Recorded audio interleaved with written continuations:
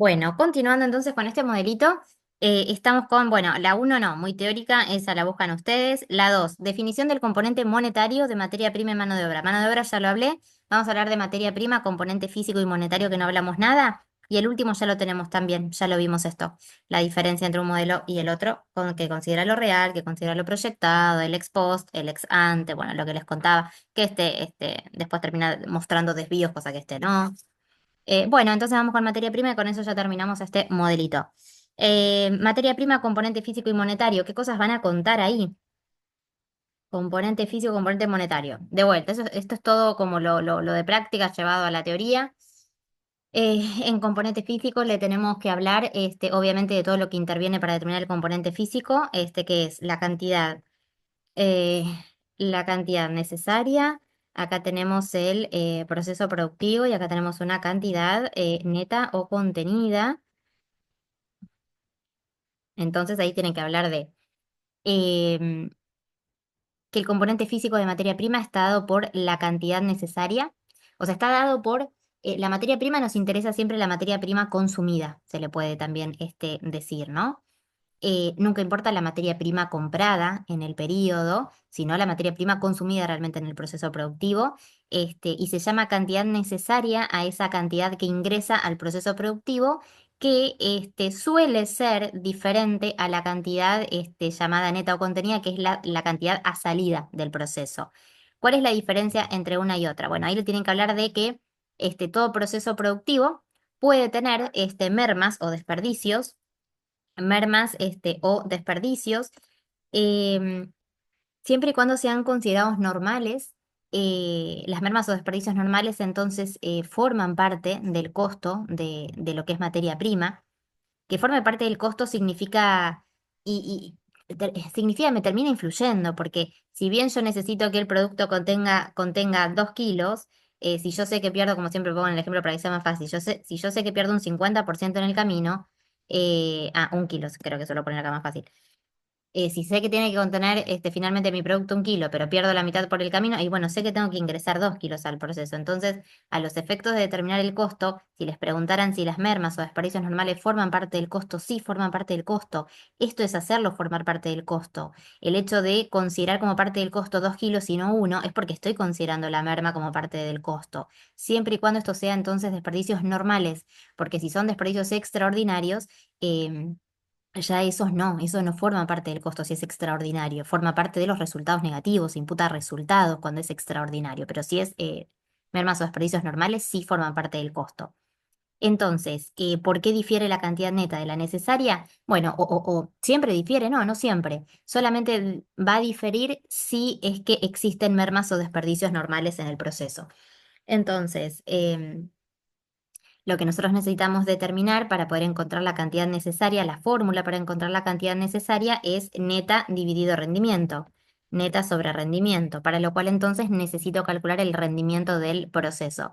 Y el rendimiento del proceso lo calculo haciendo uno menos la merma o uno más el estiramiento que se pueda producir de la materia prima, porque si hablamos de estiramiento, si hablamos de merma, estamos pensando más bien en que mi materia prima entonces se achica o termino perdiendo por el camino, pero si hablo de estiramiento, estoy diciendo que esa materia prima que ingreso en el proceso puede que se convierta en una mayor cantidad a salida de proceso. Eso se da, por ejemplo, el ejemplo típico con el tema, no sé, pizza y por el levado, termino metiendo una cantidad de harina, pero después por el levado termino teniendo una mayor cantidad. Entonces, volviendo, cantidad necesaria es lo que es lo que determina nuestro componente físico en materia prima, es la cantidad necesaria. ¿Cómo obtengo la cantidad necesaria? Neta dividido rendimiento. ¿Cómo obtengo el rendimiento? Uno menos la merma o uno más el estiramiento. Una vez que encontré entonces ese rendimiento, como hacemos en práctica, no sé, por ejemplo, uno menos un 10% de rendimiento, bueno, 90%. Bueno, pues agarramos la cantidad neta y la dividimos por el rendimiento y me da la cantidad necesaria. Y bueno, nada más, eso, componentes físicos, cantidad necesaria. Y para hablar de cantidad necesaria, le hablan de la fórmula. Si hablan de neta, bueno, cuentan, esto es lo que entra al proceso, esto es lo que sale. Pueden ser iguales, sí, son iguales cuando no haya merma, pero si hay merma o si hay estiramientos, entonces va a ser distinta la cantidad que entra que la cantidad que sale. Y esto de la normal sí forma parte del costo, la extraordinaria no. Respecto al componente monetario, ahí tendríamos que decirle que El componente monetario de materia prima está dado por todos los costos necesarios desde, em, como que hay unas palabras como, vieron que yo siempre les hablo del camino, desde que llamo al proveedor hasta que ingresa al proceso productivo, todos los costos en los que incurra por el camino van a formar parte del componente monetario de la carga fabril.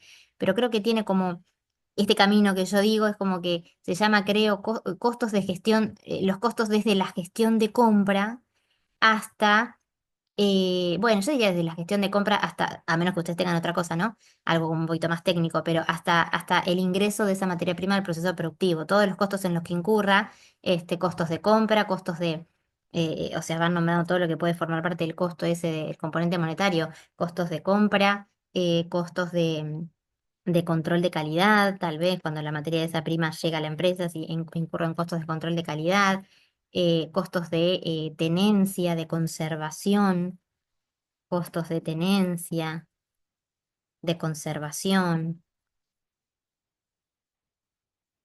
Bien, eso forma parte entonces del costo. También en ese sentido pueden hablar de que siempre tienen que incluir un precio de contado, no un precio financiado, eh, que cualquier impuesto recuperable, como por ejemplo el IVA, no va a formar parte de esos costos de ese componente monetario. Si se tratara de impuestos o tasas, que no son recuperables, bueno, todo eso sí va a formar parte del costo y bueno, yo nada más diría de materia prima. Así que bueno, acá terminamos con materia prima.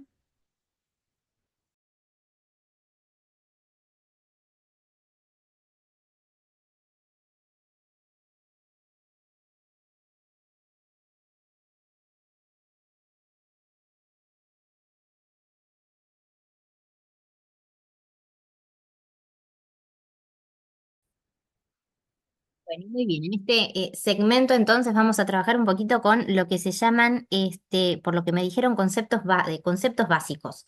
Algunos conceptos básicos, también este resumen que encontré acá, que también se los voy a dejar para que ustedes lo chusmen. La verdad no tengo idea de quién es, ni de dónde lo saqué, ni cuándo.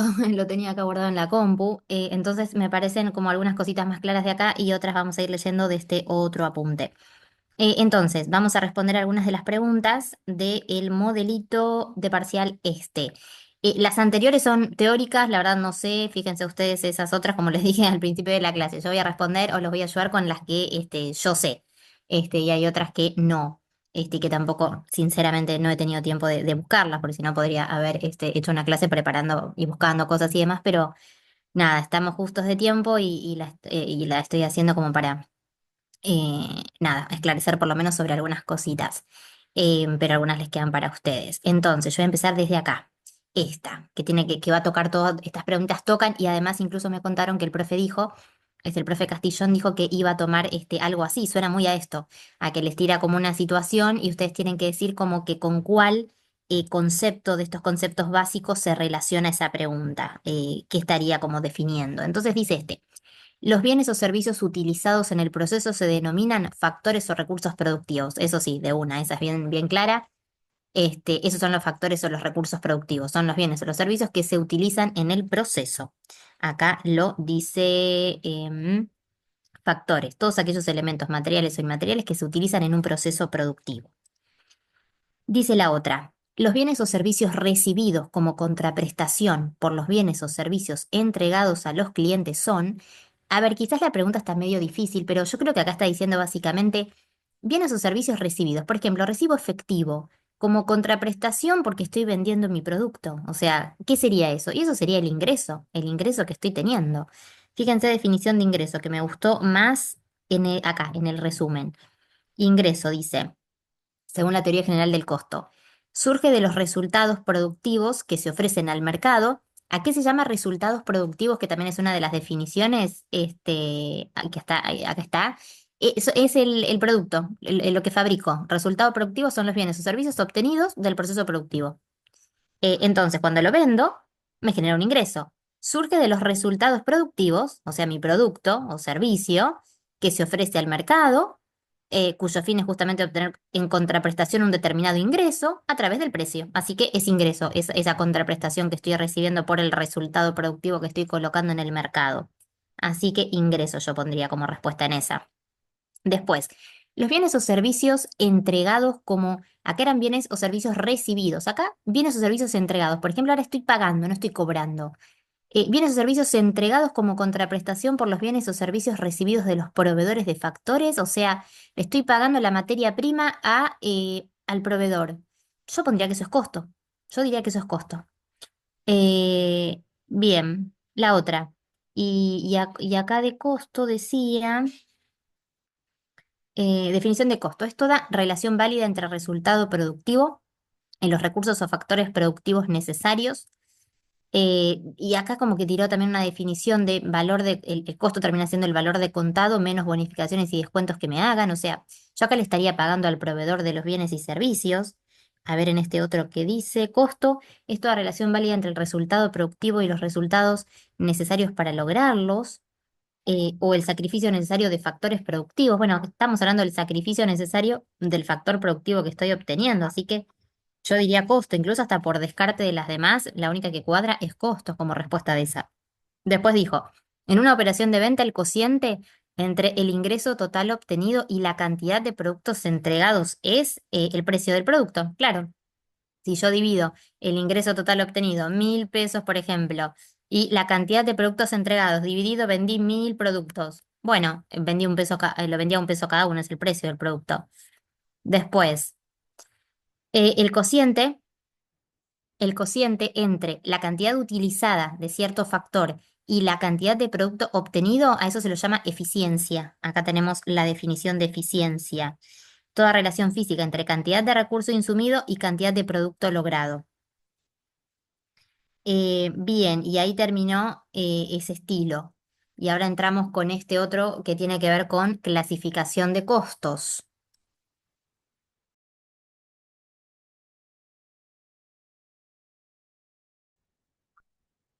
Bueno, vamos con algo de clasificación de costos entonces para seguir con estas preguntitas y acá a ver, Ernesto, para que repasemos un poquito.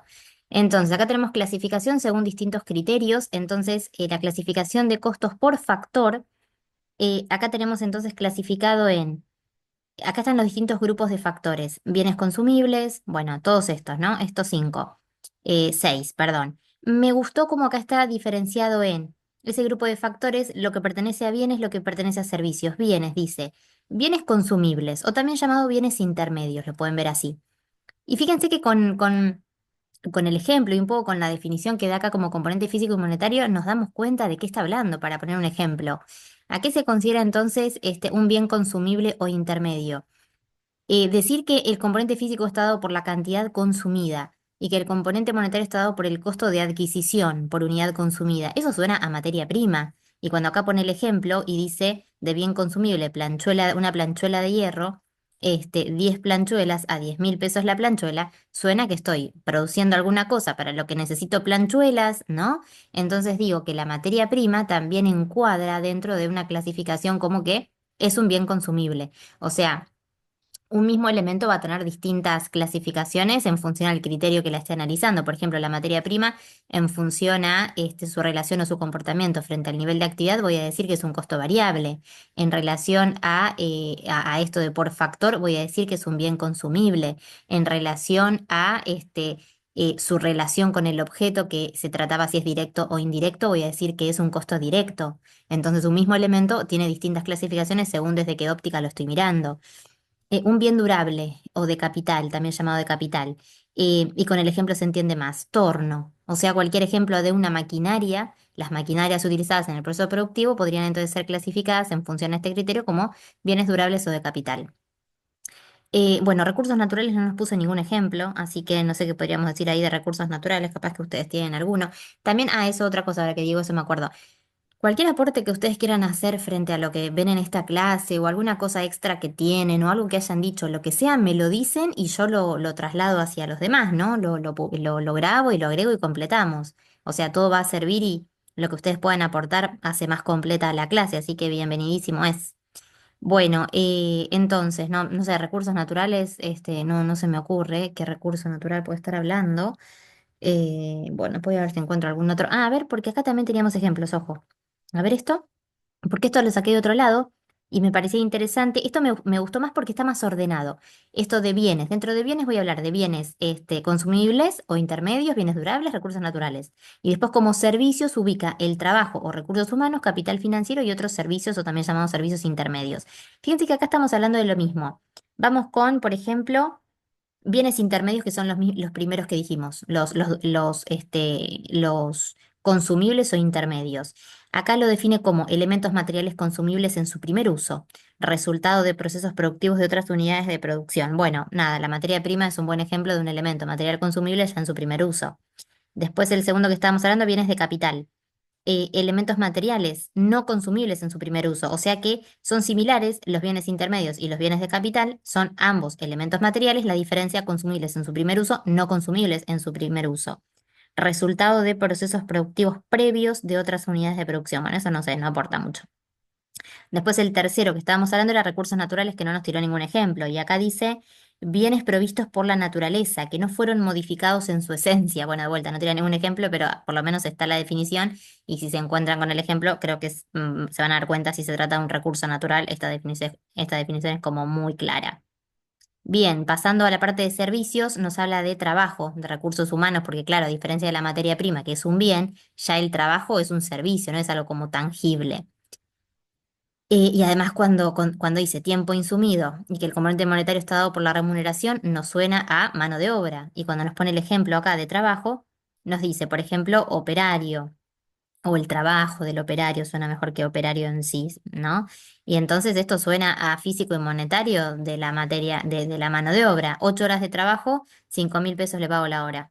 Así que ejemplo de trabajo de recurso humano, bueno, mano de obra, digamos, califica a la hora de clasificarla por factor, van a decir que pertenece a trabajo o recursos humanos.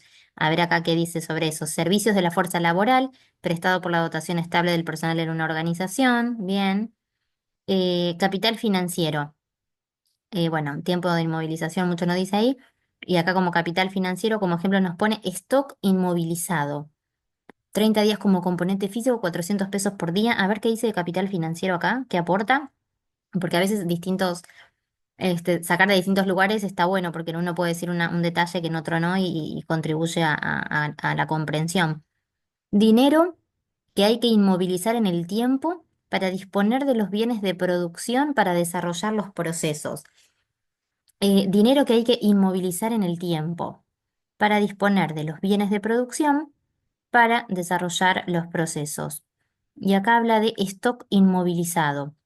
Bueno, ahora vamos a ver en el parcial que tenemos que responder en función a todo esto, a ver cuál de todos los ejemplos que nos tira podría ser esto de capital financiero. Bueno, pero también creo que a partir del ejemplo, cuando lo veamos, nos tenemos que dar cuenta que respondería a capital financiero, dinero que hay que inmovilizar en el tiempo para disponer de los bienes de producción. Eh, y porque estoy, no sé, pienso en la inversión de una maquinaria. Es dinero que inmovilizo, porque compré la maquinaria, pero en sí la maquinaria en sí está dentro de bienes de capital. Entonces es como que la máquina es bienes de capital. No diría que la máquina es capital financiero. No sé si se puede decir que el dinero invertido en esa máquina es el capital financiero.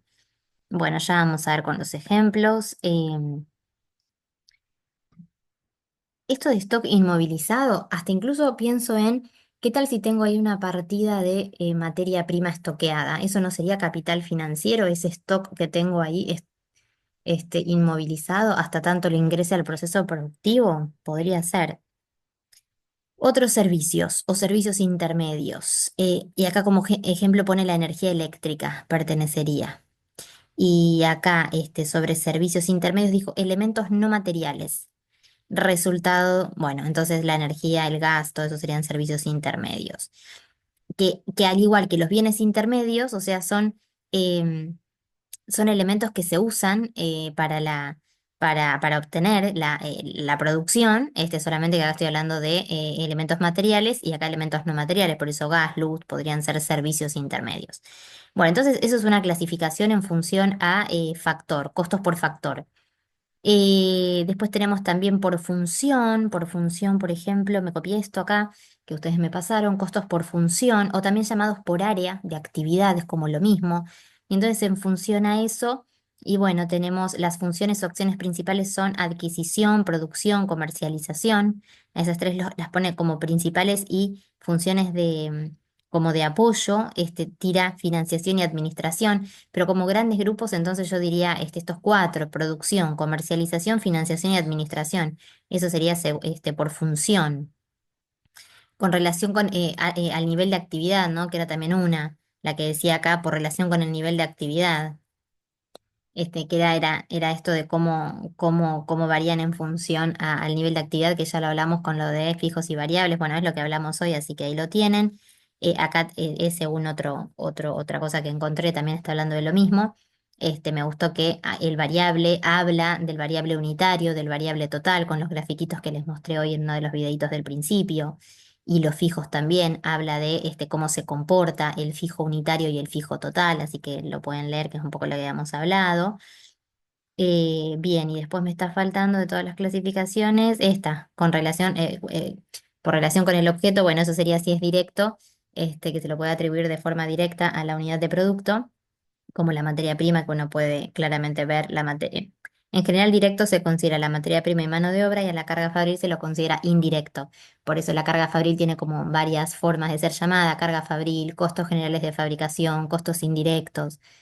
Bien, bueno, entonces dada esta introducción sobre clasificación, vamos a responder las preguntas que aparecían en este modelito en relación a eso. Habíamos quedado acá en el anterior video, vamos con esto ahora. Por su comportamiento comportamiento ante cambios en el nivel de actividad. Ahí tengo que estar pensando en fijo o variable, porque ya hay, según este criterio, ¿no? La comisión a los vendedores, que se calcula como porcentaje sobre ventas, bueno, siempre va a ser variable. Todo lo que son comisiones, las comisiones dependen de las ventas, así que está atado al nivel de actividad esa comisión. Entonces, variable sería la respuesta. De vuelta, por su comportamiento ante cambios en el nivel de actividad, así que de vuelta tengo que estar pensando que me está preguntando fijo o variable. Bueno, el sueldo de un vendedor fijo, está bien, porque no me está diciendo como que una cosa es la comisión, que sí depende del porcentaje de venta, está atada a eso, pero sueldo es algo que suele ser fijo. Una heladería entrega paletitas de plástico, las cucharitas, ¿no? Paletitas de plástico en los helados que vende en cucurucho o vasito comestible, por su vinculación con cada unidad de producto. Entonces, acá de qué me está hablando, qué clasificación. Eso de por su vinculación con cada unidad de producto. Me está preguntando si es directo o si es indirecto. Esa clasificación es la que tiene que ver con vinculación con cada unidad de producto. Es directo cuando hay una vinculación directa entre el costo, entre el elemento del costo del que está hablando y el producto, o es indirecto cuando no está esta vinculación. El costo de las paletas es directo, sí, porque además uno dice, si estuviera costeando esto, y probablemente eso sería parte de la materia prima, y la materia prima es directa. Em, una heladería paga un alquiler por el local donde realiza sus actividades, por su comportamiento ante cambios en el nivel de actividad. Fijo o variable el alquiler, fijo. En una heladería, la cuchara metálica utilizada para preparar los cucuruchos, la cuchara con la que ponen ahí el helado en el cucurucho, por su naturaleza es. Entonces, fíjense que acá preguntó por su naturaleza, habíamos dicho que era por su naturaleza, no, por factor lo habíamos llamado, pero digo, está bueno para que se den cuenta que es sinónimo. Hablar de clasificación por factor o por naturaleza es lo mismo. Y entonces sería un bien de capital, esa cuchara, porque habíamos dicho que que estos o estos eran lo mismo, bienes materiales. La diferencia es que se consumen en el primer uso, no se consumen en el primer uso. Entonces, por su naturaleza, bien de capital la cuchara. En una heladería, la cuchara metálica utilizada para preparar los cucuruchos de repetida. La tasa municipal, por seguridad e higiene, por su naturaleza, entonces, naturaleza es lo que dijimos recién, estamos en esto por naturaleza. ¿Qué es de todo esto? Otros servicios, lo pone como otros, por lo menos ahí lo marcaron como otros servicios. Sí, me parece coherente decir que es un servicio intermedio, aunque sí a veces pueden descartar, ¿no? Bueno, este es un multiple choice. No sé si en el caso ustedes van a tener multiple choice o no, pero bueno, sí, cuadra dentro de servicio intermedio. En una heladería, el valor del stock de helados. A ver esto del stock, porque dice stock y pensaría en capital financiero. el valor del stock de helados que se encuentran en venta por su naturaleza es el stock de helados. Me parece que ese sería el capital financiero. Es eso que tengo ahí inmovilizado, porque eso es dinero, en definitiva, tener un stock de helados es dinero que tengo ahí inmovilizado. Porque bien intermedio no es. Ahí tenemos que estar hablando de la materia prima que estoy utilizando para fabricar el helado, ¿no? La leche, la crema, no sé, lo que sea que se use para hacer el helado, pero no ese stock de helado mismo. Eso yo diría que es el capital financiero. Em, en una heladería, el saldo del crédito a 30 días, otorgado a un cliente empresarial por una venta, por su naturaleza es, y ese también, capital financiero. Fíjense el ejemplo que decía hoy como capital financiero, acá medio raro, ¿no? Esto, 30 días, 400 pesos por día. Eh, a ver esto. Entonces, el saldo del crédito a 30 días otorgado a un cliente empresarial por una venta. O sea, le vendía a un cliente, le vendía 30 días, tengo un crédito. Ese crédito, algo un tanto abstracto en principio uno dice, porque es el crédito, lo voy a cobrar dentro de un mes. Es un bien intermedio y no tiene que ver con esto de que se agota en un primer uso o que no se agota en el primer uso. Tampoco me parece un servicio, tampoco es recurso humano. Sí, yo diría que eso es capital financiero. Eso es capital financiero. Sí.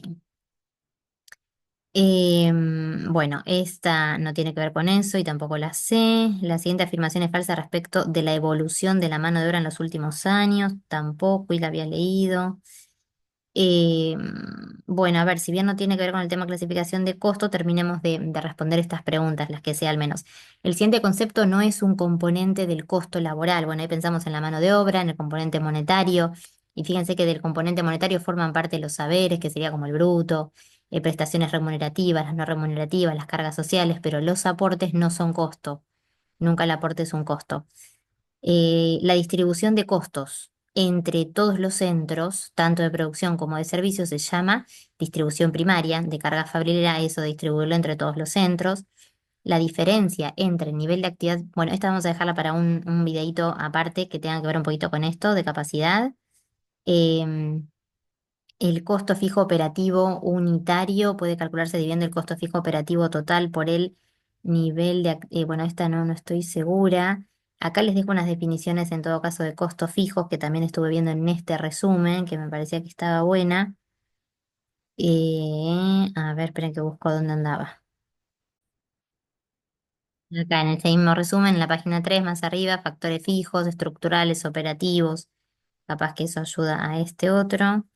El modelo que considera, seguimos con modelos de costeo. El modelo que considera que los costos fijos deben ser incluidos. Porque ya las vimos, son las últimas que habíamos empezado por ahí, para el costeo. Sí, bien, entonces está terminado todo este modelo, por lo menos todos los puntos que yo sé. Vamos a hacer en otro videíto el tema de capacidad.